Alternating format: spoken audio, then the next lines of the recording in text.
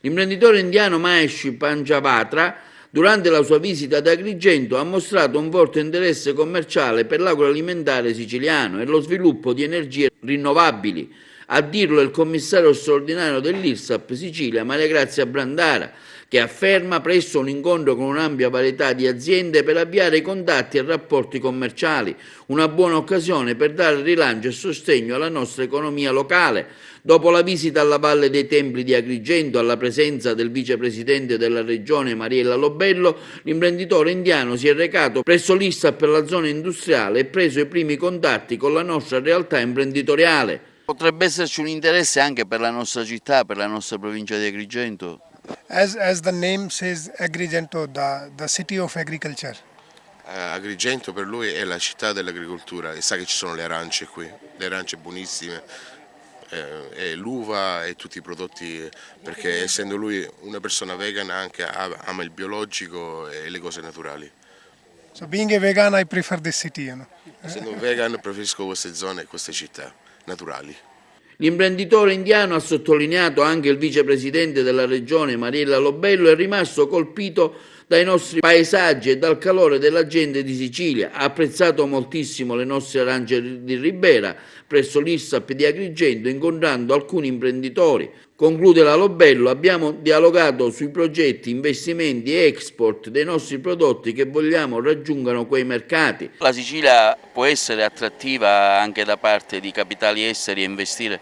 Assolutamente sì, tant'è che gli investitori tunisini ieri hanno concluso una parte dei loro percorsi, lo hanno fatto acquistando il pastificio Tomasello, lo hanno fatto, stanno procedendo per l'acquisto di diversi alberghi, uno di quali nella nostra zona, nel Saccense, e 2 a Palermo, al centro della città. Insomma stiamo lavorando per fare in modo che gli investitori vedano in questa Sicilia la possibilità di un loro investimento e noi guardiamo quella di un nostro rilancio. Per tornare a Panchavatra che oggi arriva, oggi vogliamo confrontarci con lui anche per proporre quello che è il nostro prodotto che lui ammira moltissimo e che sono le nostre arance di Ribera. Intanto con questa prima tappa, afferma il commissario dell'ISTAP Brandara, abbiamo creato le condizioni perché questi nostri imprenditori potessero prendere contatti con questo gruppo. L'imprenditore indiano ha apprezzato i nostri prodotti locali, soprattutto quelli dell'agroalimentare, molto interessanti per il mercato indiano, incontrandosi degli imprenditori agrigentini e dicendosi disponibili a fare investimenti nel settore delle energie rinnovabili, afferma la Brandara. Ma vediamo quali gli obiettivi del commissario dell'IRSAP per il 2017. Le novità sono, diciamo così, procedurali.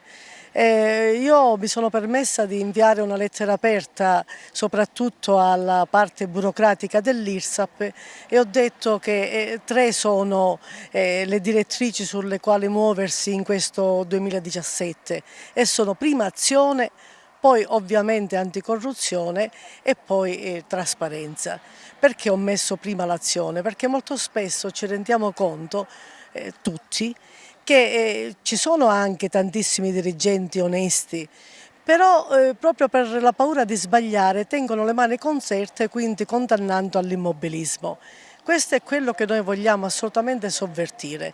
L'IRSAP deve, lo ripetiamo fino alla nausea, perseguire quella che è la sua mission di attrarre investitori e anche oggi questa ne è una dimostrazione e creare servizi alle imprese.